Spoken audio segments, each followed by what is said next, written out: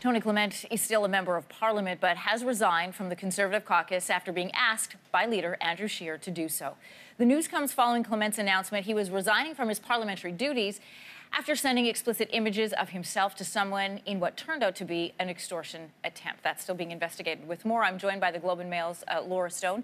You know, yesterday, this happened very quickly. Yesterday, it went from leader Andrew Scheer saying, "I'm believing Tony." A matter of hours later, he was removed from caucus. And Scheer tried to explain his position on having Clement in caucus and why he flipped that decision. Let's listen to this.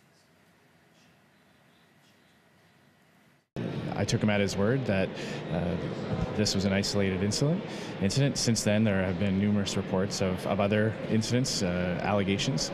So in that respect, I've asked Tony to resign from caucus so that he can respond to these allegations. Laura, so what do we know about these other incidents and allegations? Well, I think what we saw yesterday was a lot of pressure on Andrew Scheer as a leader. Of course, he mentioned in the morning he came out and he said he took Tony Clement at his word, that this was a one-off situation. And then as the day progressed, a lot of women were kind of sharing their stories online. As you noticed from the clip, Andrew Scheer talks about reports of other allegations, and it's a bit unclear as to what those allegations are. We spoke to a couple women who said that they were uncomfortable with Tony Clement's interactions with them on social media, whether that was liking too many of their photos on Instagram at once. In one instance, a journalist was sent a direct message at a late hour. And I think it was just a lot of pressure on Andrew Scheer at that time over those few hours that he came out and defended Tony Clement, when you just saw a bunch of women online saying, oh, they're not surprised, Tony Clement's always on Instagram, and whether there were allegations of other messages or not, I'm not sure. Now, Tony Clement did defend himself and said, yes, I'm on social media. I have never sent unsolicited, harassing messages to anyone ever. The speed at which he was removed stood out to me in that when we've seen incidents in the past of people coming forward, there's talk of an investigation. It can sometimes be weeks before a decision is actually made.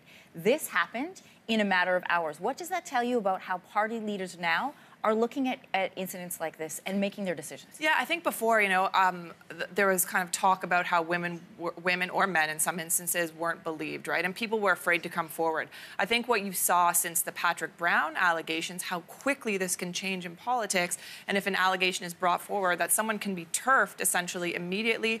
We saw this in Ontario politics as well with the former trade minister, Jim Wilson. Premier Doug Ford addressed this yesterday, said that within a matter of hours, Wilson was forced to resign from both cabinet and caucus. This moves very quickly now in an age of social media, Twitter. People are commenting in real time, and leaders have to make these decisions very quickly. I mean, from the flip side, some others might have some issues with that and say, where's the due process? Do people get to defend themselves? But politics isn't a court of law. It's a privilege to be a member of a party, and it is up to the leader to decide ultimately. As we mentioned off the top, Tony Clement is still a member of Parliament for now. What would next steps for him be? What does it look like when he comes back to the House?